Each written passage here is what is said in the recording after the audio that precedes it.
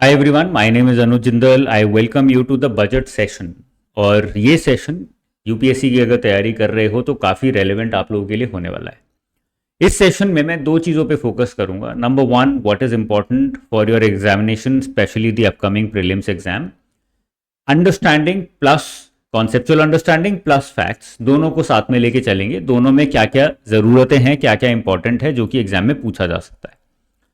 Second जो मेरा focus होगा वो क्रिटिकल एनालिसिस पे होगा, जिससे कि हम एक ब्रॉड स्ट्रक्चर समझ सकें और देख सकें। We can look beyond the budget itself and try and understand what the government is trying to do और वो the government is not able to do, वो भी हमें पता होना चाहिए, so that we can have a critical rational understanding and therefore reflect that in the answers that we write. जरूरी नहीं है बजट का क्वेश्चन पूछा जाए तभी बजट का आंसर करोगे, जरूरी नहीं है प्री में, मेंस में, इंटरव्यू में वही होगा तभी आपको नंबर मिलेंगे। You can mention the budget in a lot of places as well. Otherwise also आपको एक अंडरस्टैंडिंग होनी चाहिए, समझ होनी चाहिए कि बजट में सरकार कर क्या रही है या क्या नहीं कर रही है। That's important. स्टार्ट करते हैं।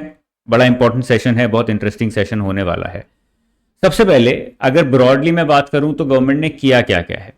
गवर्नमेंट ने तीन चार मेजर चीजों पे फोकस किया है, बोला है ऐसा कि हमने फोकस किया है। नंबर वन, कंजम्पशन, बिकॉज देखा जा रहा है इन the last 6 months especially the markets have been going down, growth has been going down, consumption has been going down, and therefore the government is also under pressure and they're trying to increase consumption by giving tax rebates to people कि आप ज़्यादा थोड़ा सा जो कमा रहे हैं उसमें से ज़्यादा अपने पास रख सकते हैं। यू डोंट हैव टू पे taxes, so you can invest it और spend it.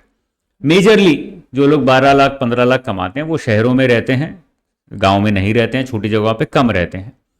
So normally if you're living in cities, chances are very less that if you're earning about 12 lakh, 15 lakh, you'll be able to invest a lot because the cost of living has increased quite much in the past 6 months. तो cost of living बढ़ गई है, inflation बढ़ गया है, तो इतना ज़्यादा लोग इन्वेस्ट नहीं कर पाएंगे। तो अल्टीमेटली कंजम्पशन ही फोकस है, जो मैंने यहाँ हाईलाइट किया हुआ है कि कंजम्पशन बढ़ाइए जिससे कि प्राइवेट सेक्टर एंटरप्राइजेस प्रोड्यूस कर सकें, सेल कर सकें, प्रॉफिट बना सकें, वो प्रॉफिट सरकार को दे सकें। सेकंड, बोला ऐसा जा रहा है या फिर ऐसे कुछ स्टेप्स लिए भी गए हैं to incentivize the private sector to invest more, because वो इन्वेस्ट नहीं करेंगे तो एम्प्लॉयमेंट जनरेशन नहीं होगा। एम्प्लॉयमेंट जनरेशन नहीं होगा तो ultimately the people will push the government out of power, saying कि यार आपसे कुछ हो नहीं रहा है, I am sitting at home, I am not doing anything, I want to earn, I want to make a living, but there are no opportunities available in the market. तो आप बाहर जाइए, let me have someone else instead. उसको रोकने के लिए the government is trying to incentivize to push the private sector to invest more, because when they invest ultimately there will be more employment generation. But I did not see major announcements, major structural big reforms that could transform the situation in a short span. ऐसा कुछ मेरे को budget में नहीं दिखा, छोटे छोटे marginal steps दिखे हैं। इसकी टोपी उसके सर वाला काम तो काफी किया है, कुछ बड़े रिफॉर्म्स मुझे अल्टीमेटली नहीं दिखे। थर्ड, ऐसा मेंशन किया गया है, बोल बच्चन वाली बात है कि यार हम लोग इनइक्वालिटी कम करेंगे, इंक्लूसिव डेवलपमेंट करेंगे, क्लाइमेट चेंज करेंगे, रोकेंगे, but there are no major steps that I can see here. There was only one step on climate change reduction, उसके अलावा कुछ भी नहीं है।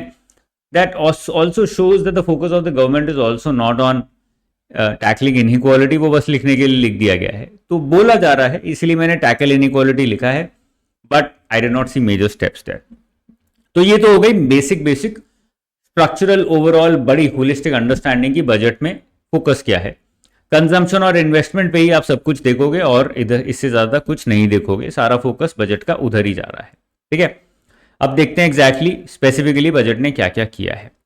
सबसे पहले जो रिफॉर्म्स हैं, ये रिफॉर्म्स हैं एग्रीकल्चर के। अब एग्रीकल्चर में उन्होंने क्या क्या किया है वो एक बार देख लेते हैं, समझ लेते हैं।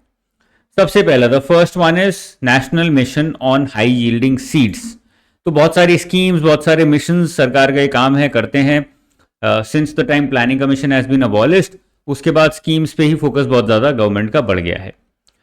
Similar to green revolution, a new scheme has been launch, national mission on high yielding seeds. Seeds की क्वालिटी बेटर होगी, ऑटोमेटिकली प्रोडक्टिविटी ज्यादा होगी, प्रोडक्शन ज्यादा होगी। So the government is trying to go back to agriculture-led growth because they are witnessing कि overall consumption लोगों की बढ़ी है, population बहुत बढ़ गई है, not only in India but in the entire world, they are going through a population explosion. तो नॉर्मल सी बात है, कंज्यूम तो करोगे, खाओगे पियोगे। तो एग्रीकल्चर लेड ग्रोथ जो कि प्रिमिटिव माना जाता था, पुराना माना जाता था, ऑब्सोलीट माना जाता था, that is not the case any more, specifically because of revolutions in Israel.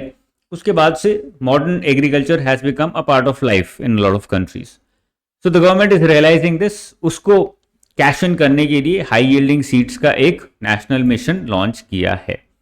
तो ये अंडरस्टैंडिंग हो गई, इसमें कुछ फैक्ट्स वगैरह यहाँ पे नहीं मिले, बस ये अंडरस्टैंडिंग आपको होनी जरूरी है। If there is a question on agriculture, there are lot of questions on agriculture and economy linkage, specially in mains, prelims में भी आ जाते हैं एमएसपी से रिलेटेड, तो वहां पे पता होना चाहिए। नंबर 2, एनहांस्ड क्रेडिट थ्रू किसान क्रेडिट कार्ड। तो किसान क्रेडिट कार्ड जो स्कीम है उसके बेसिस पे क्रेडिट देने का, मतलब लोन देने का जो ऑब्जेक्टिव है वो यही है कि लोन फार्मर्स को फॉर्मल तरीके से मिले, इनफॉर्मल चैनल से ना मिले, because when they get money from informal channels like money lenders, automatically exploitation बढ़ता है। Now the government wants and has always wanted कि फॉर्मल चैनल्स के थ्रू फार्मर्स को लोन मिले, उनको क्रेडिट मिले। What they've done is they've enhanced the limit Kisan credit card के through under modified interest subvention scheme. Now I'm not going to explain the scheme here because ultimately बहुत लंबा session होगा और फिर और लंबा हो जाएगा। So I would, इसलिए मैंने सब मेंशन किया है, ये आपको पढ़ना है भाई, ये मॉडिफाइड इंटरेस्ट सबवेंशन स्कीम क्या है, वहां से भी क्वेश्चन आ सकता है। तो किया ये है कि क्रेडिट की जो लिमिट थी that used to be 3 lakh, now that has been increase to 5 lakh, which means that a farmer can take a loan under Kisan credit card scheme up to 5 lakh from the bank, modified interest subvention scheme के अंदर, जिसमें उसको interest rate भी कम देना पड़ता है। If he is paying his loan amount, his credit on time, तो उसको इंटरेस्ट भी काफी माफ हो जाता है इंटरेस्ट सबवेंशन स्कीम के अंदर। तो ये लिमिट चेंज किया, ये फैक्चुअल हो गया। अल्टीमेटली फॉर्मल स्ट्रक्चर के अंदर लाना है किसान को, फार्मर को, that is important. Prime minister धन धान्य कृषि योजना एग्री डिस्ट्रिक्ट प्रोग्राम, इसका ऑब्जेक्टिव क्या है? जो कि लो एग्रीकल्चरल प्रोडक्टिविटी डिस्ट्रिक्ट्स हैं, जहां पे पोटेंशियल है बट एग्रीकल्चर में production might be high but productivity is not high, let's start focusing upon those districts. जैसे एस्पिरेशनल डिस्ट्रिक्ट्स प्रोग्राम आया था, वैसे ये एग्री डिस्ट्रिक्ट्स प्रोग्राम निकाल दिया, कॉपी पेस्ट कर दिया कि यार एग्रीकल्चर इन डिस्ट्रिक्ट्स में बढ़ाया जाए। So the target is to cover 100 districts, likely to help 1.7 crore farmers. So all of this is not only focused on agriculture, is also focused on rural growth, because it is being seen, inequality जो सबसे पहला point है, यार inequality बढ़ रही है, मतलब urban areas में जोग्राफिकल इनइक्वालिटी, अर्बन एरियाज तो बहुत तेजी से ग्रो कर रहे हैं, रूरल में कुछ भी ग्रोथ नहीं हो रही है। तो let's take the growth there as well.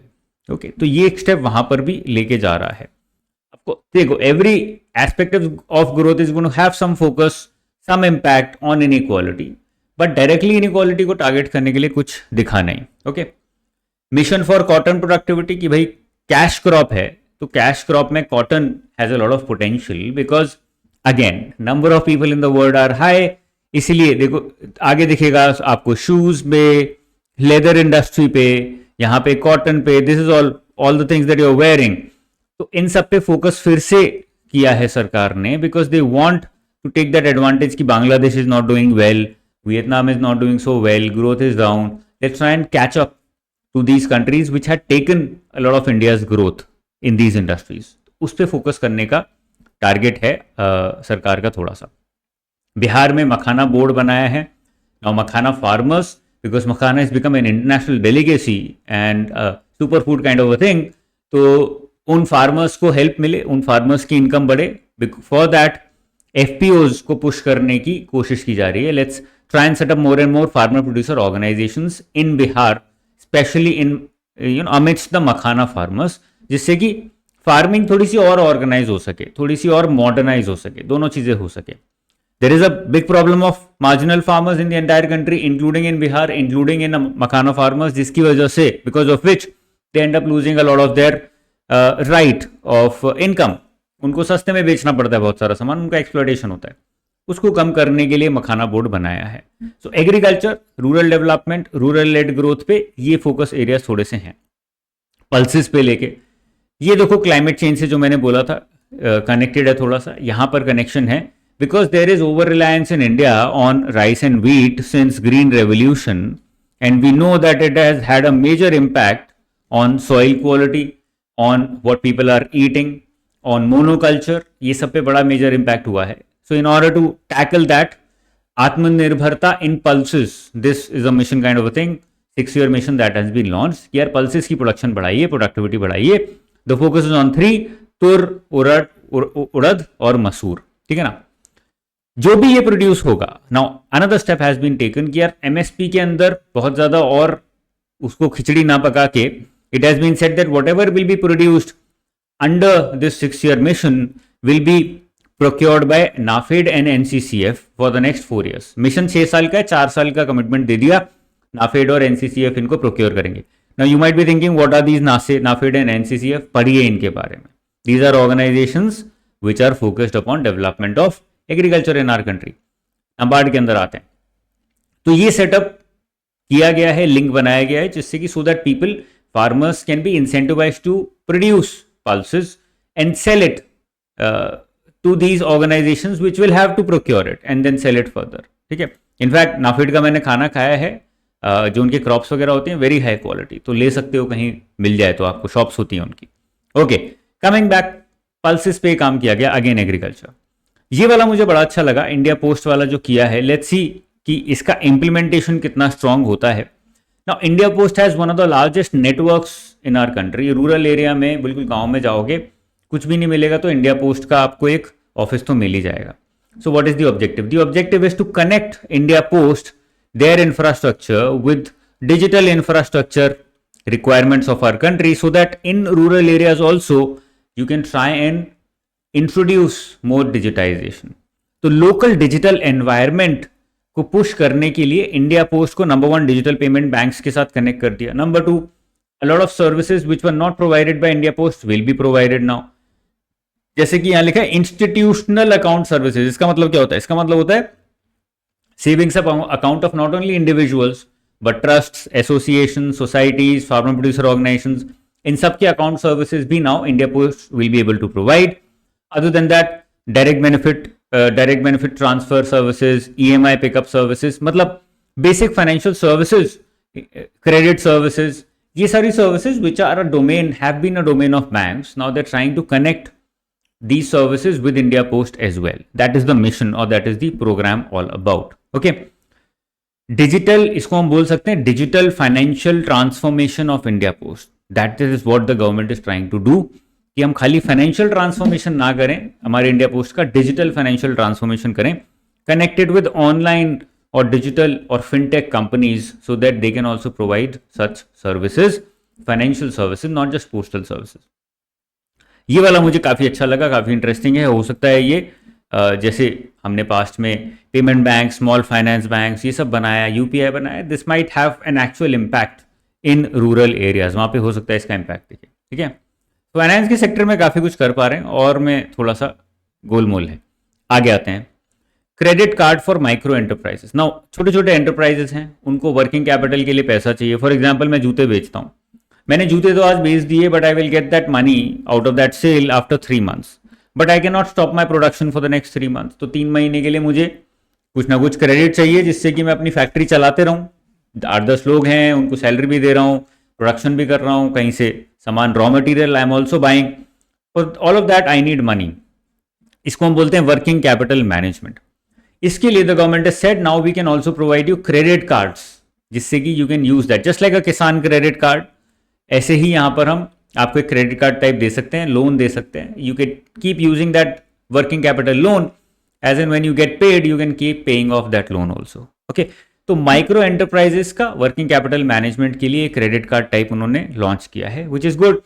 And the reason that these micro enterprises are not able to get credit card is because उनका कोई कोलेटरल नहीं है, या फिर उनके पास सिबिल स्कोर उनका अच्छा नहीं है ही नहीं, जीरो है, because they are not highly financially dependent, and they are also not aware about the financials of themselves, financial schemes of the country.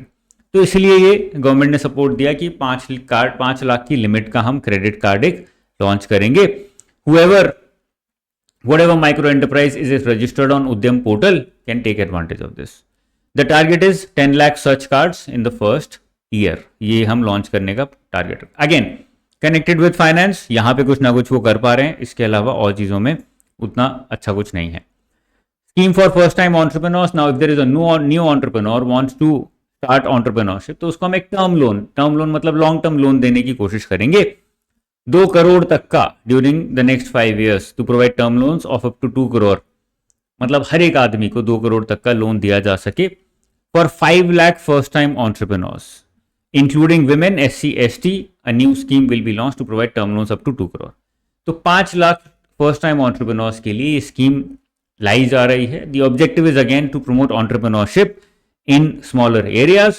If there is entrepreneurship, there will be investment, there will be employment. Ultimately, employment generation होगा तभी growth होगा, otherwise growth नहीं होगा. That is the objective of this scheme. Okay, घूम फिर के वहीं आएगा जो सबसे पहले बताया था, investment for employment number 1, consumption number 2 और inequality number 3. इन तीनों को हम लोग टारगेट कर रहे हैं। आगे चलते हैं, और क्या बोला है बजट के अंदर, manufacturing mission with mandate to focus upon. अब ये क्या है, अब ये सेकेंड मेजर हुआ जो डायरेक्टली क्लाइमेट चेंज या हम बोल सकते हैं सस्टेनेबल डेवलपमेंट पे फोकस्ड है, इसके अलावा और कुछ ज्यादा नहीं है। तो सबसे पहला पल्सिस था which was indirect and this is the second one which is direct. So they saying clean tech manufacturing promote करने हमें करना है, उसके लिए हम एक मैन्युफैक्चरिंग मिशन बनाएंगे। What do you mean by clean tech manufacturing? Manufacturing which is focused upon creating clean technologies, producing or manufacturing clean technologies. Clean technologies का मतलब electric batteries, electric vehicle batteries, wind turbines, grid scale batteries, मतलब जो बड़ी grid scale की batteries होती हैं which can help in connecting the entire country. अब चाहे आपको solar move करना है, solar energy move करनी है एक सिटी से दूसरी सिटी में, आपको इलेक्ट्रिक एनर्जी मूव करनी है, आपको विंड एनर्जी मूव करनी है, कुछ भी आपको इस तरह से बड़े ग्रिड लेवल पे, ग्रिड्स होते हैं ना, मैक्रो ग्रिड्स होते हैं, तो ग्रिड स्केल की जो बैटरीज हैं वो हम क्रिएट करना चाहते हैं। So these are some examples of clean tech manufacturing. तो ये एक मेजर मिशन है और या फिर स्कीम है which is focused upon clean tech manufacturing. There can be a question on clean tech manufacturing in prelims also, याद रखिएगा, टर्म इंपॉर्टेंट है। There is no specific mission that has been launched. बस बोल दिया गया कि हम ये करेंगे, बट ऐसा कुछ नहीं बोला कि यार हम कैसे करेंगे। Is there an amount of money that we are allocating? What are we doing? Nothing of that sort. Measures for labor intensive sectors. Now again, employment. घूम फिर के देखो वहीं आ रहे हैं हम। अब इंडिया में हमें पता है, the government also knows, you also know as an aspirant, आप इतना पढ़ रहे हो इतने टाइम से, कि यार लेबर इंटेंसिव मैन्युफैक्चरिंग या फिर सेक्टर ग्रोथ जरूरी है, because we have a lot of people in our country. We can not just go on the same lines of development as done by other countries. तो हमें value addition की quality तो increase करनी है, but at the same time we have to focus on labour intensive also. Footwear and leather products, ऊपर हमने देखा था कॉटन पे फोकस था, यहां पे क्या किया है, focus product scheme for footwear and leather sectors, generate turnover of 4 lakh crore and exports of over 1.1 lakh crore. ये टारगेट है, ये ऑब्जेक्टिव है हमारा। ऐसे ही toy sector, because there are lot of young people in India and also various other developing countries, high value toys की जो demand है वो बहुत बढ़ गई है। It was used to be a very small sector, now it has exploded. Toys, high value added, high value addition, high quality toys sector को हमें कैप्चर करना जरूरी है according to the government. So they will start focusing on skills, clusters, etc. in order to be able to do ultimately employment generation, exports.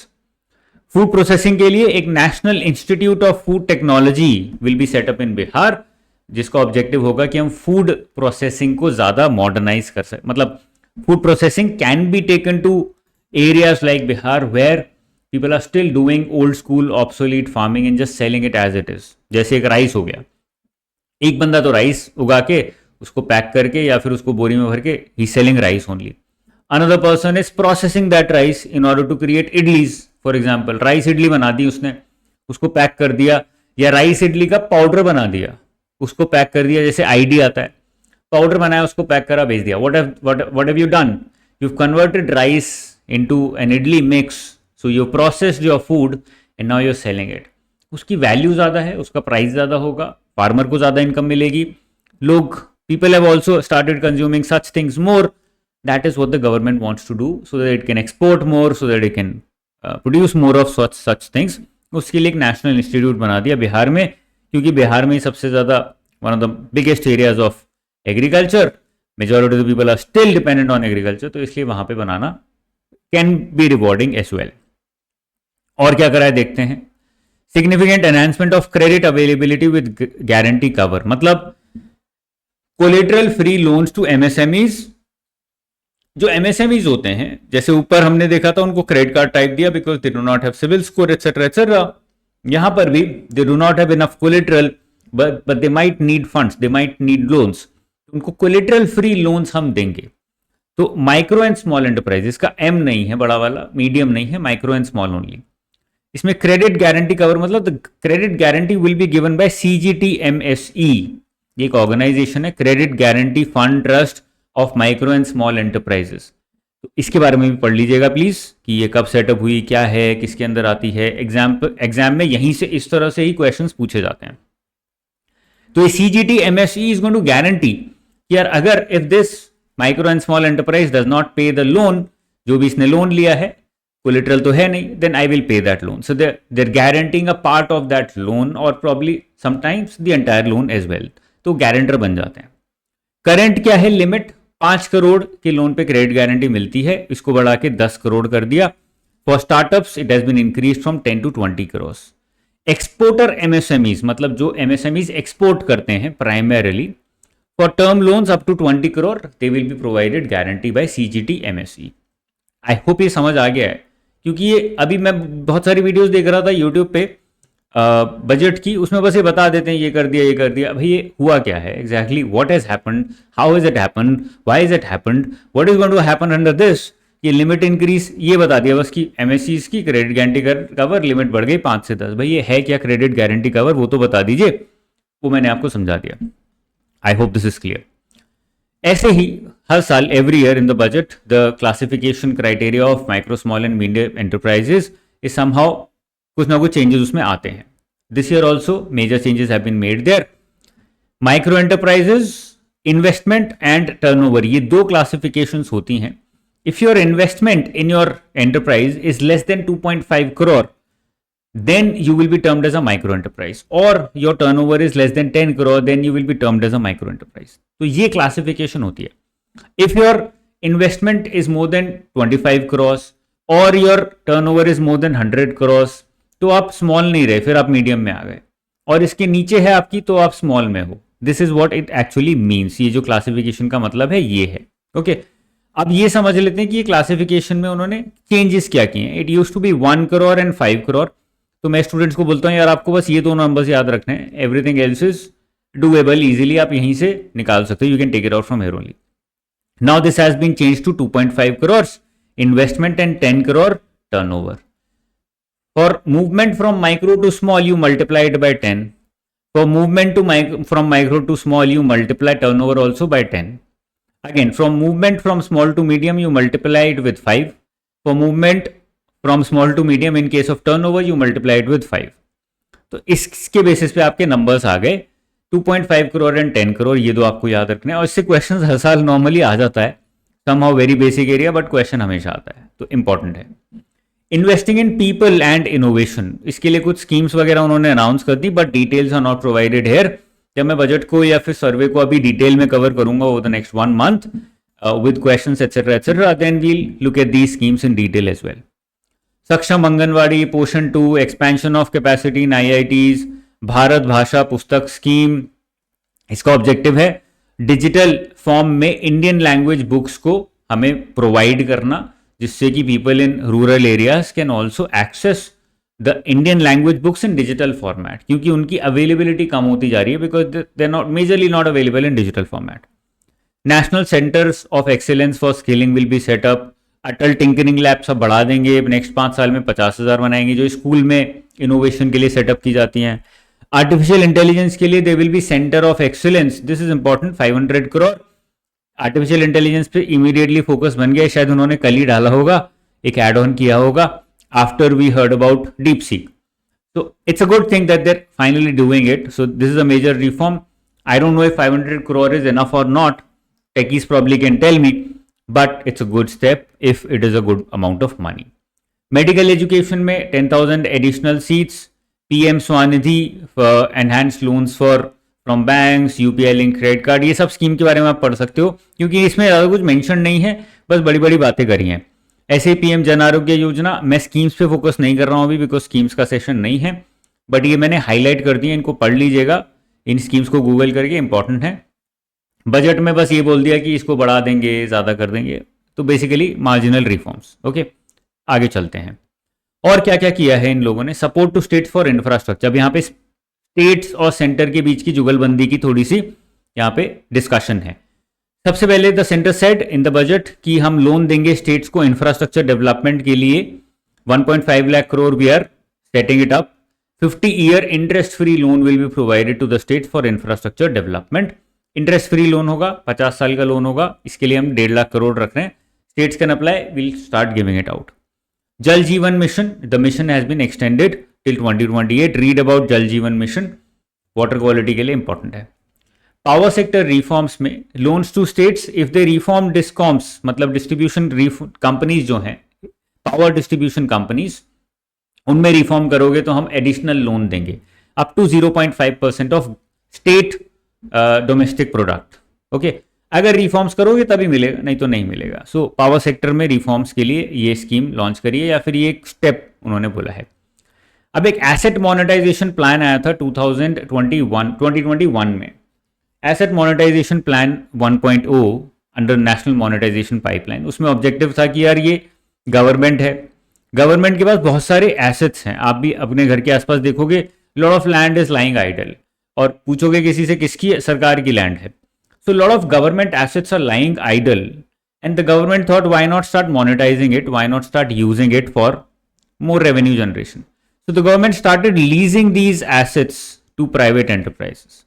So government assets को private entities को lease करने के लिए हमने asset monetization plan बनाया था 2021 में. Now we are creating another asset monetization plan 2025 to 2030. Objective है कि 10 लाख करोड़ तक हम नए प्रोजेक्ट्स क्रिएट कर पाए, प्राइवेट सेक्टर को इंसेंटिवाइज करें कि आप लीज पे लो ये एसेट्स और इससे अपना धंधा बनाओ। ये मेजर ऑब्जेक्टिव है इसका। आई होप आप समझ आ गया है। नॉर्मली लोग बोल देंगे बस एसेट मोनेटाइजेशन प्लान है क्या, मैंने आपको समझा दिया। Urban challenge fund, now what is this? Urban areas को रीडेवलप करने के लिए एक पीपीपी प्रोजेक्ट निकाला है, जिसमें एक फंड बनाया सरकार ने। The government has made a fund of 1 lakh crore saying that okay, you want to redevelop this private sector entity wants to redevelop this urban area with certain such plan, let's say street पे light लगानी है, या फिर water table improve करने के लिए you want to do something, पेड़ उगाने के लिए you want to do something. So redevelopment of urban areas, making them more a better ecosystem out of it. The private sector is not able to do it alone, so let's create a fund.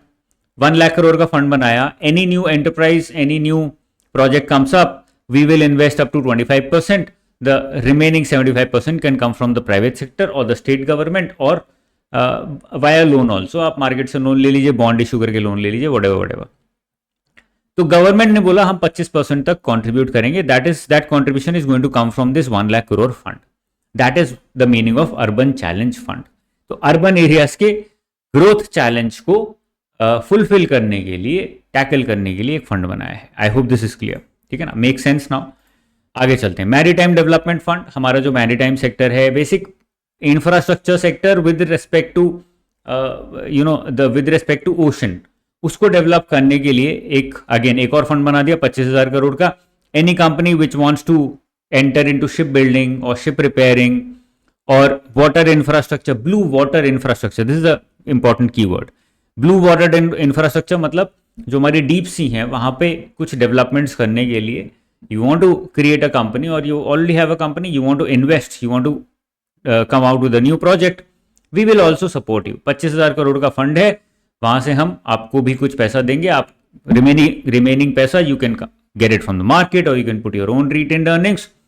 The government says up to 49% contribution by the government. हम 49% तक contribution करेंगे, the rest you can pick it up from the market or use your own money, जिससे कि financial support मिले. These industries can also grow. Similarly nuclear energy mission एक निकाला है. The objective is energy independence because we are very heavily reliant. Basically going back to doctor Manmohan Singh idea, this is very funny. After he passed away we are doing this. We could not do it in the last 10 years. Of the government because we did not want to do it till he was alive, but जो वो करना चाह रहे थे उन्होंने किया था, civil nuclear deal हुई थी यूएस के साथ। ये moving forward with the same thing again कि हमें न्यूक्लियर एनर्जी को प्रमोट करना है, otherwise we will not be able to become energy independent, and if you are not energy independent then we will never be able to develop. हम लोग यहीं फंसे रह जाएंगे, यही जलेबी चलती रहेगी। उड़ान में कुछ, it's an old scheme, transport improve करने के लिए नए डेस्टिनेशंस बनाए, 4 crore passengers, so there is nothing to discuss, there just the facts, remember the facts are important. Next point पे आते हैं, फ्यूचर नीड्स ऑफ बिहार। बहुत ज़्यादा कुछ नहीं है, हम थोड़ा बहुत डेवलपमेंट करेंगे, पैसे दे रहे हैं और कुछ नहीं कर रहे हैं। 15,000 crore for completion of 1 lakh dwelling units. अब ये स्वामी ही फंड क्या है? Sustainable window for affordable and mid income housing. जो छोटे छोटे घर होते हैं, लेट्स से एक सोसाइटी दिल्ली में बन रही है, फॉर एग्जाम्पल 1 BHK छोटे छोटे घर हैं, हर एक घर 30 लाख रुपए का है। So this is affordable and mid-income housing society. Now that society gets stuck in some regulatory hurdle or financial hurdle. Something goes wrong. मैंने थोड़ा बहुत पैसा दे दिया था, मैंने घर अप्लाई कर दिया, ले लिया एक, I've already paid let's say 15 lakh. Now my money is also stuck. I do not have a lot of earnings also. I'm hand to mouth चल रहा है सब कुछ, और मेरा पैसा भी अटक गया, मुझे घर भी नहीं मिल रहा है. I'm still staying on rent. The society construction is also on hold. The government said, let's create a fund so that we can provide debt finance to such projects. मतलब हम उनको डेट दे सकें, लोन दे सकें, bail out नहीं कर रहे हैं, we giving them date. आप ये डेट लो, लोन लो जी, जल्दी से सोसाइटी कंप्लीट करो और वो लोन हमें वापस देना शुरू करो, जो भी उससे पैसा कमाओगे. So basically whatever stressed housing projects were there, let's try and resolve those issues, जिससे कि लोगों के पास वापस पैसा आए, लोगों के पास वापस घर आए अपना, and they can start improving there financial condition also. तो उसके लिए जो फंड था ऑलरेडी, उसका सेकेंड पार्ट लेके आए हैं विद एडिशनल 15,000 करोड़. ओके, अब ये ब्लेंडेड फाइनेंस का मतलब क्या होता है? Completion of 1 lakh dwelling units through blended finance. Blended finance का मतलब यही होता है कि हम मल्टीपल फाइनेंशियल रिसोर्सेज मिक्स करके आपको हेल्प करेंगे. For example, you can take debt from us, you can take debt from the market, we'll provide collateral on that debt so that you can pick it up from the market, bond issue करके. You can take a loan from the bank, हम collateral दे देंगे थोड़ा बहुत उसमें. So these are all blended finance methods. The objective is simple. जो projects अटक गए थे, स्ट्रेस से, उनको स्ट्रेस से बाहर निकालना. टूरिज्म के लिए कुछ मेजर इनिशिएटिव्स बहुत ज़्यादा नहीं दिखे, वही पुरानी पुरानी बातें हैं. स्किल डेवलपमेंट करो, परफॉर्मेंस लिंक्ड इंसेंटिव दो स्टेट को, नए डेस्टिनेशंस लेके आओ, ई वीज़ा फैसिलिटी क्रिएट करो. This is new and this is interesting. Home stays, if you want to, let's say you are an aspirant and you are not very interested in preparing more for UPSC, you are exhausted just like a lot of other aspirants out there. तुम्हें लगता है यार tourism में घुस जाता हूँ, home stay बनाता हूँ, पहाड़ों में जाकर रहूँगा, चिल करूँगा, थक गया, दिमाग बहुत गर्म हो गया है. The government can provide you मुद्रा लोन. अब मुद्रा लोन मिलेगा तो कोलेटरल फ्री लोन मिलेगा. मुद्रा लोन का मतलब यही है, थोड़ा बहुत इंटरेस्ट रेट कम ज़्यादा मिलेगा, but major advantages without any collateral, because you don't have any collateral, you can get a loan under Mudra and then you can use that loan in order to create a home stay. Okay, तो ये tourism में major किया गया है, और ज़्यादा कुछ changes या फिर रिफॉर्म्स बड़े नहीं हैं, छोटे छोटे हैं. रिसर्च में, चाहे वो एग्रीकल्चर हो, चाहे ओवरऑल रिसर्च हो, छोटे छोटे स्टेप्स हैं कुछ.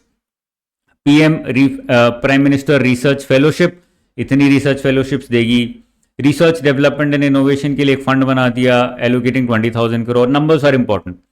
एग्रीकल्चर टेक्नोलॉजी, एग्रीकल्चर, उसमें टेक्नोलॉजी को इंप्रूव करने के लिए, इंक्रीज करने के लिए, पेनिट्रेशन बनाने के लिए second gene bank will be created. मतलब जो मेजर एग्रीकल्चरल जेनेटिक्स हैं उनको सिक्योर रखने के लिए, because as more mixing is happening, the primitive varieties of seeds etc are getting lost, but those are important. तो जीन बैंक बनाते हैं उसके लिए. भारतम मिशन, ज्ञान भारतम मिशन, इसके लिए जो मैन्यूस्क्रिप्ट होते हैं, मतलब हैंड रिटन डॉक्यूमेंट्स बहुत पुराने पुराने हैं, जिनका कोई डिजिटाइजेशन नहीं हुआ, प्रिंटिंग नहीं हुई, उनको हम कंजर्व करेंगे. तो बड़ा एब्स्ट्रैक्ट सा है, इसमें कुछ ज़्यादा मुझे लगा नहीं, पता नहीं क्या ही करेंगे ये लोग. National geo spatial mission, now this is important. हो सकता, देखते हैं कितना करते हैं. जियो स्पेशल मतलब लोकेशन सर्विसेज. तो सैटेलाइट्स के थ्रू हम लोकेशन को ईयर मार्क कर पाते हैं. We can try and put it on a map we can try and use that geospatial technology in order to improve life on earth. तो एक बड़ा मेजर जो उसमें पॉइंट होता है या फिर एरिया ऑफ इंप्रूवमेंट होता है वो होता है लैंड रिकॉर्ड्स, कि ये लैंड किसका है, लैंड किस तरह से कटा हुआ है, how do I improve this. So if you can have a geospatial view on every piece of land then you can improve it much better and faster. Okay, तो इसके लिए नेशनल जियोस्पेशल मिशन लेके आए हैं. Let's see how much can they do about it. Exports के लिए again finance, exports, imports, इन सब पे अच्छी अच्छी चीजें उन्होंने करी हैं. Export promotion mission. अब एक्सपोर्ट प्रमोशन मिशन मतलब you want to promote exports. For that a new mission has been created. 3 primary focus areas. Export credit आपको देना है ज़्यादा से ज़्यादा लोगों को. Let's say I want to export this remote to some countries और मुझे उसके लिए लोन चाहिए, तो the government can also provide loan through its agencies, through its institutions. Similarly, factoring service मतलब I've already sold it to the US, let's say 10,000 units, but I've not received the money, but I've received a document which is called a bill receivable. मतलब the document states that this company in the US has received your remotes and owes you, let's say, 1 crore rupees, and they will pay it to you after 3 months. So it's a bill receivable, which means you have to receive this money after 3 months. If they don't pay, their bank will pay. The bank is guaranteeing it. That is why it becomes a secure bill, secure piece of paper. You can use that piece of paper to get money from someone else. You can convert that BR into cash. For example, I know that I will receive 1 crore rupees after 3 months, but I need the money right now. I'll go to some entity or I'll go to a bank, I'll go to an individual, I'll say, you pay me 99 lakh, 1 lakh will be your profit after 3 months, you can take this 1 crore. तो इस तरह से उसका फायदा हो गया, 1 लाख रुपए कमा लिए, आपका फायदा हो गया, you needed funds immediately, you've got that. This is called as factoring. इसको प्रमोट करेंगे एक्सपोर्ट प्रमोशन मिशन के अंदर. And the third one would be to tackle non tariff barriers. जो नॉन टैरिफ मतलब non duty based, a lot of non duty based indirect barriers are placed by countries on other countries for reducing imports. उन non trade barriers को tackle करने की कोशिश करेंगे so that we can export more. The second major initiative is Bharat trade net. International trade को improve करने के लिए यूनिफाइड प्लेटफॉर्म बनाएंगे जिसमें कि सारा ट्रेड से रिलेटेड डॉक्यूमेंटेशन, फाइनेंशियल सॉल्यूशंस ये सब प्रोवाइड होंगे. Automatically it become easier for exporters to be able to export, क्योंकि वहीं से सारे अप्रूवल मिल गए, वहीं से सारा डॉक्यूमेंटेशन हो गया, आपको लोन भी चाहिए वहीं से मिल गया. So they are trying to create one stop solution for it, just like Zomato is one stop solution for ordering food. So Bharat Trade Net one stop solution for trying to export your goods or services. Okay. National framework for global capability centers. ये बड़ा important है.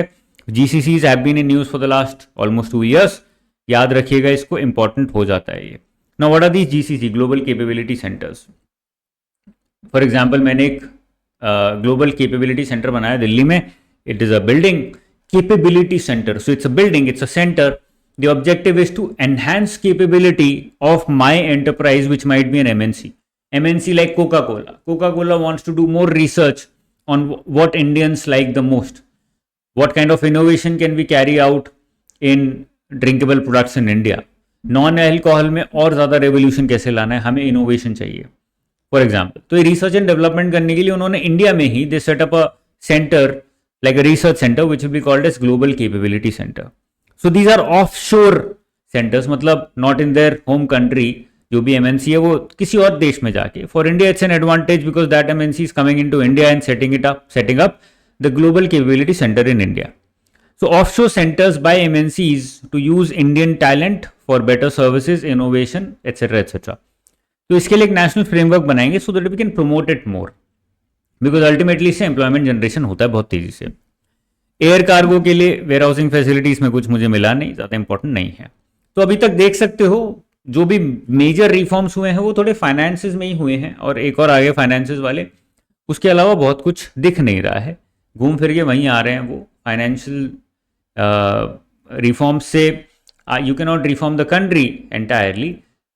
Financial reforms combined with structural reforms of the country can actually lead to something, but alone they will not be able to lead to something substantial. Financial sector reforms में क्या किया है, ग्रामीण credit score बनाया है for credit scoring of people in rural areas because lot of these people do not have CIBIL score, do not have, उनके bank account तक नहीं है, बैंक अकाउंट तो यूज नहीं कर रहे हैं, तो उनका सिबिल स्कोरिंग सिस्टम अलग होना चाहिए। तो उसके लिए ग्रामीण सिबिल स्कोर या ग्रामीण क्रेडिट स्कोर, नया क्रेडिट स्कोर बनाएंगे। That is one. NaBFID to set up partial credit enhancement facility. जो भी डेट इंस्ट्रूमेंट्स हैं, फॉर एग्जाम्पल मेरी एक कंपनी है anujjindal.in, and this company wants to raise money from the market by issuing bonds. But जब मैं bonds issue करने गया तो मैंने देखा यार मेरे डेट इंस्ट्रूमेंट, मेरे बॉन्ड की क्रेडिट रेटिंग 0 है। तो जो भी मेथड है उसके बेसिस पे मेरी क्रेडिट रेटिंग 0 आ रही है मेरे बॉन्ड की। So now this NAFID will come in and will say we are providing assurance that if this guy does not pay the price of these bonds back, क्योंकि bonds तो loan होता है, if this guy doesn't pay then we will pay। तो assurance दे दिया NAFID ने। जैसी assurance दे दिया NAFID ने, ये 0 से बढ़ के 100 हो गई immediately। तो ये क्रेडिट एनहांसमेंट फैसिलिटी बेसिकली हो गई। Credit capability of your company has been enhanced by support from an organisation like NaBFID. तो सबसे पहले तो नाफिड के बारे में पढ़ लेना भाई, इंपॉर्टेंट सब्सिडियरी है। और दूसरा क्रेडिट एनहांसमेंट फैसिलिटी तो मैंने आपको समझाई दी है, ठीक है।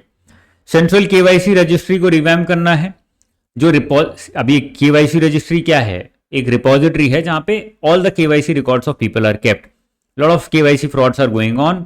इसको रिमूव करने के लिए एक और, या फिर you want to reform the central KYC registry, 2025 में रोल आउट करेंगे। FDI limit for insurance sector to be raised from 74% to 100%। The idea is to increase both insurance density and insurance penetration in the country in both life and general category। दोनों में हमको improve करना है। उसके लिए you have to allow foreign companies to come into India, set up their shops in India to provide these services to Indians। जरूरी है, उसके बिना काम नहीं चलेगा। तो इसलिए FDI limit, foreign direct investment limit in insurance has been enhanced from 74 to 100%। The government says we'll create a new income tax bill which is like a direct tax code. तो डायरेक्ट टैक्स कोड बहुत सालों से चलता आ रहा है। I think for the last 20 years they've been saying we'll reform direct taxes through a new direct tax code, DTC जिसको बोलते थे। अब now they've given it a new name, new income tax bill। Let's see if they can actually come out with new income tax act immediately or not। कुछ regulatory reforms करेंगे। अब इसका मतलब क्या होता है? Regulatory framework based on principles. भाई बड़ा अच्छा मेंस में क्वेश्चन बन सकता है, प्री में थोड़े चांसेस कम है, बट मेंस में ऐसे क्वेश्चंस बड़े अच्छे बनते हैं। What this means is you don't regulate simply by creating very strict rules and regulations. Rules and regulations तो एक मेथड हो गया, but you don't do it just by creating rules and regulations, because इससे क्या होता है? इससे regulatory terrorism भी होने लगता है, which means that the regulations are so strict that nobody is able to comply, and if you start complying then you go bankrupt। तो rules and regulations ना सेटअप करके you provide broad principles so that people and companies are not able to misuse those gaps or holes and make more money or exploit people, and you make sure that they comply with those principles and उनको एक flexibility मिलती है, वो अपने तरीके से काम कर। जैसे कि एजुकेशन में एक प्रिंसिपल हो सकता है that you will not try to sell your course to the student. If the student wants the course, he will take it from you, but you can't outrightly go out and sell it, which means you cannot tell the student that I will guarantee your selection, guarantee your job, etc., if you can actually not do it।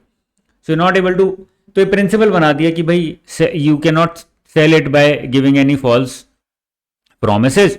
अब इसके अंदर 1000 चीजें आ सकती हैं। One is guarantee, they can be 999 more such rules and regulations। The government or the regulatory body will not create those rules, it will just create this principle of selling the course, how can you do it, how can you not do it, and then case by case basis पे decide होगा whenever a complaint comes up। So this gives more freedom to the enterprises to do what they want to do। Till the time they are following the principle, they will be able to go ahead and do good business। तो regulatory framework को change करना है, हमें principles के basis पे setup करना है, rather than providing strict rules and regulations। that is what is said under regulatory reforms। अब क्या करेंगे वो भी बताया नहीं है। जन Vishwas bill 2.2 to decriminalize more than 100 provisions in various laws। Basically जितने भी फाइनेंशियल लॉज हैं वहां पे गैप्स बहुत होते हैं, तो बहुत लिटिगेशन होता है।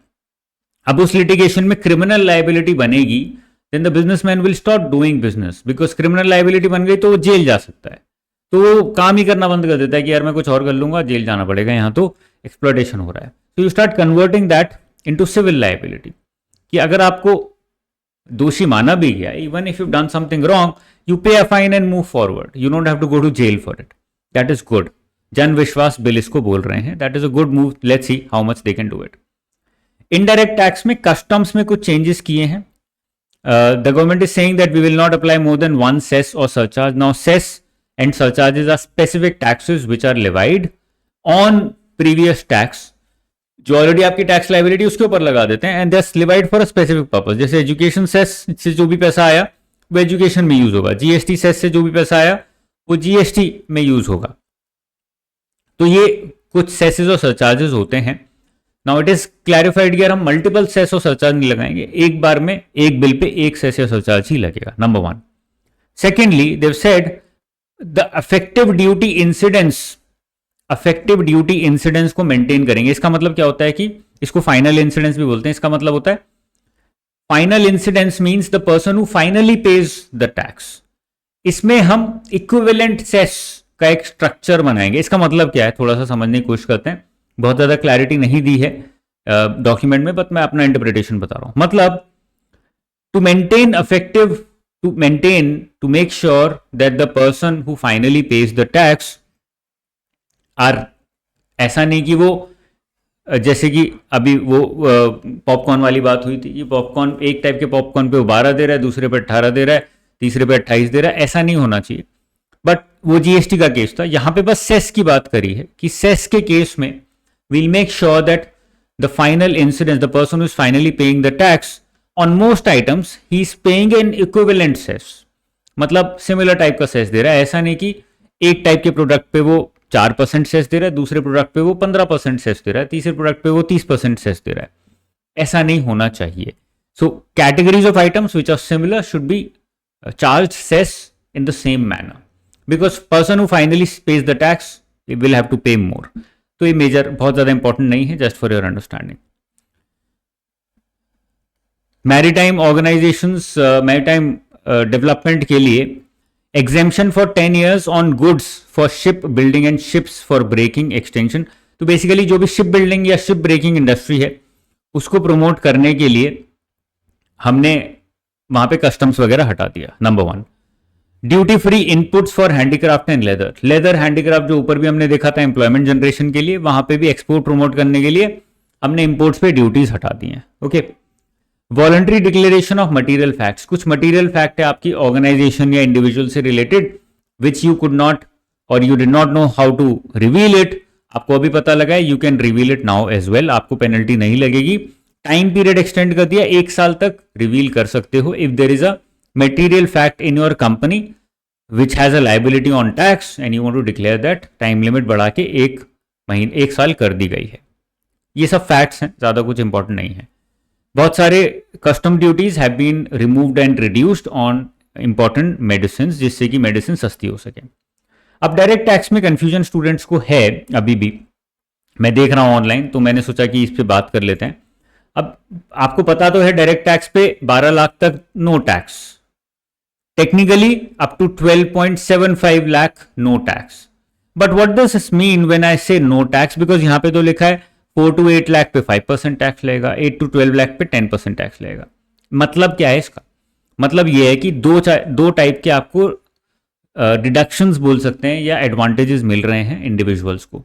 नंबर वन, स्टैंडर्ड डिडक्शन, ये 75,000 है। इसका मतलब जो भी आपकी इनकम है उसमें से 75,000 आपके इमीडिएटली कम हो जाएंगे, मतलब आपकी इनकम ही कम हो गई। इसीलिए यहाँ 12.75 लाख बनता है, क्योंकि 12.75 लाख आपकी इनकम है, उस पर 75,000 स्टैंडर्ड डिडक्शन मिला तो 12 लाख बची। अब 12 लाख पे टैक्स लाइबिलिटी कितनी बनती है देख लेते हैं। 0 to 4 lakh nothing, 4 to 8 lakh 5%, इससे बनती है 20,000। 8 to 12 लाख 10%, इस पे बनती है 40,000। तो 60,000 आपकी टैक्स लाइबिलिटी बन गई 12 लाख पे। The government is saying you don't have to pay this tax, tax liability है आपकी, बट अभी हम रिबेट दे रहे हैं आपको। So maximum rebate that the government has provided is 60,000। ये इंटरप्रिटेशन हो गई और ये करेक्ट इंटरप्रिटेशन है, गलत नहीं है। Basically, what the government is saying that if your income is up to 12.75 lakh, you will get firstly you will get a standard deduction of 75,000. Then we will calculate that your tax liability 60,000, but we'll also give you a rebate of 60,000. तो ultimately आपको income tax return तो file करनी है but income tax नहीं देना. The objective of this is very clear. आप हमको data चाहिए ऐसे लोग कितने हैं हमारे देश में जिनकी 12 लाख के आसपास तक 0 से 12 लाख तक इनकम है. हमको वो डेटा चाहिए so that tomorrow when their income increases we can catch them and push them to submit taxes. Number one. Secondly, a press conference was held today after the budget और उसमें बताया गया that 1 crore people are going to be benefited from this. 1 crore people who were paying taxes before will now not have to pay taxes, जो कि basically 0 से 12 लाख के बीच में थे. 1 करोड़ लोग जो अभी तक टैक्स दे रहे थे उनको अब टैक्स देने की जरूरत नहीं पड़ेगी. ओके, ये बजट में मेंशन नहीं है, ये प्रेस रिलीज में बताया गया था. रैशनलाइजेशन ऑफ टीडीएस, इसका मतलब क्या है ये लोगों को समझ नहीं आ रहा है, लोग बड़ा कंफ्यूज हो रहे हैं. मतलब क्या है इसका? If there is a senior citizen and if he has some savings, on that saving he is earning interest, उस पर वो इंटरेस्ट कमा रहा है. वो इंटरेस्ट अगर 1 लाख तक है, if that interest per annum is up to 1 lakh, then he does not have to pay any tax on it. TDS नहीं देना है, टैक्स डिडक्टेड एट सोर्स नहीं देना है. टैक्स देना पड़ सकता है but tax deducted at source नहीं देना है. द ऑब्जेक्टिव इज कि उसकी सेविंग्स थोड़ी बढ़ जाए. अब टीडीएस की एक और लाइबिलिटी होती है. Let's say I am paying tax, I am paying rent. मैंने अपने लैंडलॉर्ड को पर महीने per month let's say 30,000 rent देता हूं. साल का कितना रेंट हो गया? 3.6 lakh. So 3.6 lakh is more than 2.4 lakh. That means I have to, before submitting that tax, I have to deduct TDA. I have to deduct tax from my source and then I have to submit that tax also. That is my liability. ये TDS बोलते हैं इसको, tax deducted at source. I, as a person who's making an expenditure, has to deduct tax from an expenditure and submit it myself. इसको हम TDS बोलते हैं. अब ये लिमिट बढ़ा के 6 लाख कर दी है. This means in short, if you're let's say आपने रेंट पे घर लिया हुआ है, रह रहे हो उसमें, और हर महीने 50,000 तक का आपका रेंट है, दैट मीन्स साल में 6 लाख का रेंट हो गया. तो if your rent is up to 50K per month और 6 lakh in entire year, you do not have to deduct any tax at source. जब आप रेंट दोगे तो पूरा 50,000 दोगे. जैसे ही वो बढ़ जाएगा, 6 लाख से ऊपर आ जाएगा, तो आपको टीडीएस काटना पड़ेगा और वो टीडीएस खुद जमा करना पड़ेगा इनकम टैक्स डिपार्टमेंट को. ओके, और वो जो बंदा है जिसने कमाया वो क्लेम कर सकता है वो टैक्स. उसका बेसिकली एडवांटेज हो गया. वहां पर एडवांटेज नहीं हुआ, वो टैक्स उसका डायरेक्टली आपने जमा कर दिया, उसने खुद नहीं जमा किया. थोड़ा कॉम्प्लिकेटेड होता है for non finance non commerce background students. इतना समझ लीजिए अभी के लिए कि जो भी टैक्स लाइबिलिटी बनती है on the person who is making the expenditure, वो अब 6 लाख तक उसको नहीं देना है टैक्स. आगे जो बंदा कमा रहा है उसको देखने की जरूरत है. Okay, extension of time limit to file updated returns from the current limit of 2 years to 4 years. आपने रिटर्न ऑलरेडी फाइल कर दी थी, अभी अपडेट करनी है, 4 साल तक अपडेट कर सकते हो, कुछ उसमें चेंजेस करने हैं तो. स्मॉल चैरिटेबल ट्रस्ट, इन सब के पीरियड ऑफ रजिस्ट्रेशन को 10 साल कर दिया गया, 5 साल से बढ़ा के. छोटे छोटे फैक्चुअल चीजें हैं जिसमें बहुत ज्यादा कुछ वैल्यू एडिशन नहीं है. Tax payers to be allowed to claim the annual value of 2 self occupied properties. इसका मतलब क्या है? इसमें स्टूडेंट्स पूछ रहे हैं सर हमने देख लिया, हमें इंटरेस्टिंग लग रहा है, इसका मतलब क्या है? Let's say I am a person, मैं एक IAS ऑफिसर हूं, ऑलरेडी मैं IAS बन गया, बढ़िया चल रहा है सब. मैंने धीरे धीरे पैसे इकट्ठे करके I have purchase 2 small properties. एक लेट्स से 40 लाख की, एक 50 लाख की. मैंने लोन वोन लेके 2 प्रॉपर्टी बना ली. अब because I have 2 properties, I can claim that I am staying in 1 property. I cannot say that I'm staying in 2 properties. So I can say that I'm staying in 1 property. This is my own. तो ये मेरी income में add नहीं होगी. लेकिन जो second property है, पहले इनकम टैक्स एक्ट बोलता था कि ये अज्यूम कर लिया जाएगा that you have given it on rent, even if you have not. नहीं भी दिया है तो भी वो अज्यूम कर लेगा कि आपने रेंट पे चढ़ा दिया है ये. और लेट्स से रेंट आ रहा था 10,000 पर मंथ, तो now this will be assume to be your income and you have to pay tax on this. आपकी टोटल इनकम में ऐड हो जाएगा. Now the government says that now the exemption is for 2 properties. So if I have 3 properties, then 2 will be removed and then I have to pay tax on income from the third property, even if I'm not earning any income from it. तो अभी 1 से बढ़ा के 2 कर दिया, 2 पे आपको कोई भी इनकम नहीं अज्यूम की जाएगी, तो आपकी कोई भी टैक्स लाइबिलिटी नहीं बनेगी। ओके, इसको बोलते हैं it is considered to be let out even if you have not let it out, even if you have not given it on rent, it is assume that it is on rent. Okay okay, आगे चलते हैं। Tonnage tax scheme ये एक launch करी है। अब ये सारे टर्म्स हैं जो कि प्रीलिम्स में चांसेस बड़े हाई हैं इनसे क्वेश्चंस पूछने के लिए। तो टनेज टैक्स स्कीम क्या है? टनेज टैक्स स्कीम है कि जो भी वेसल्स हैं, शिप्स हैं छोटी छोटी, जो इनलैंड रिवर्स वगैरह के थ्रू ट्रांसपोर्ट करती हैं, their profits on those vessels will be calculated based on the amount of ton the weight, the total ton of material that they are transporting. तो टनेज टैक्स स्कीम इस पे बोलते हैं और उसके बेसिस पे उसको टैक्स लगेगा। Extension for incorporation by 5 years for startups, ये हर साल एक्सटेंड होता है। जो भी स्टार्टअप्स 2030 तक एक्सटेंड होंगे, they can avail tax benefit under section 80 IAC। ये 80 IAC याद रख सकते हो और 2030 याद रख सकते हो। बेसिकली कोई भी स्टार्टअप 2030 तक इनकॉर्पोरेट होता है, they can apply for tax benefit under section 80 IAC। मिल गया आपको, सरकार ने दे दिया तो आपको टैक्स नहीं देना पड़ेगा या आपकी टैक्स लायबिलिटी कम हो जाएगी। अब लास्ट में कुछ फैक्ट्स में बता देता हूं। We are about to close the session, खत्म होने वाला है। रूपी पैसा कहां से आता है और कैसे पैसा कहां जाता है? So where does the government come makes revenue from? Revenue sources क्या है? सबसे ज्यादा रेवेन्यू एक्चुअली सरकार का आता है लोन लेके। तो 24% of its total revenue it is actually borrowing.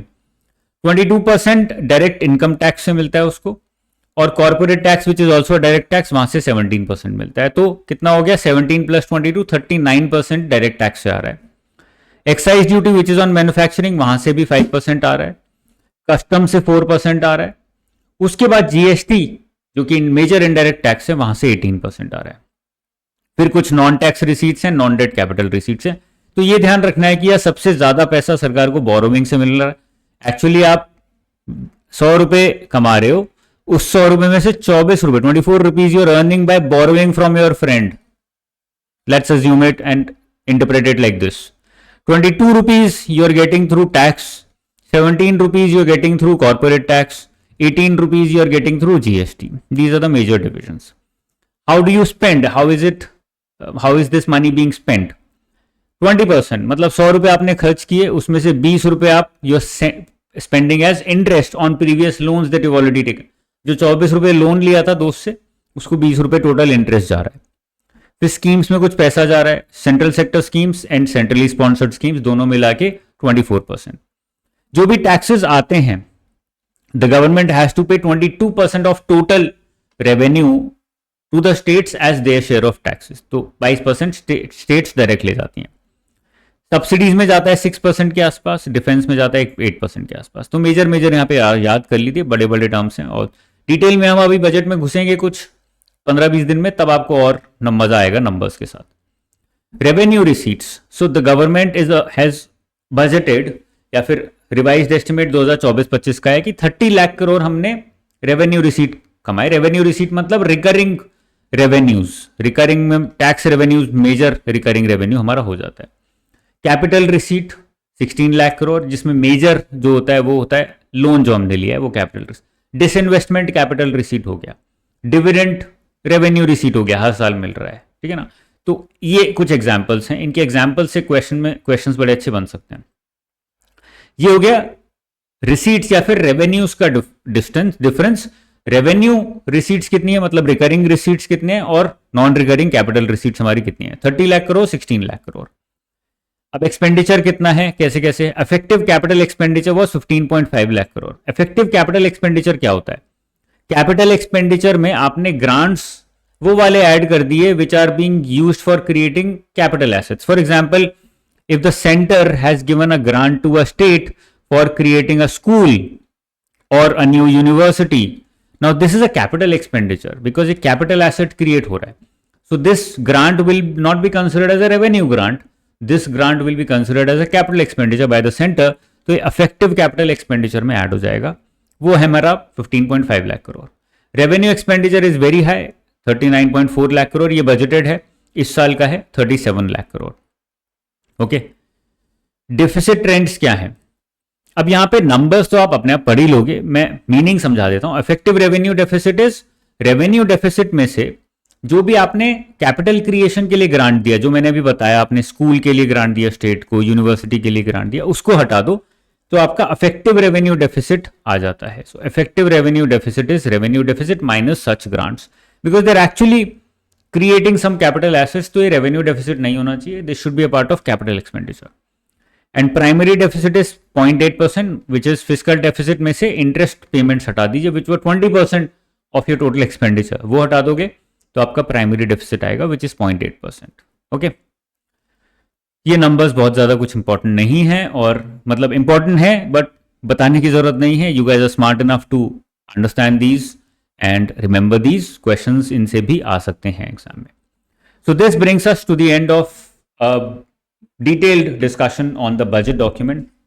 जो भी टर्म्स है मैंने आपको अच्छे से बता दिए हैं, कंक्लूजन भी मैंने आपको बता दिया है कि एग्जैक्टली गवर्नमेंट ने what have they done, what have they not done.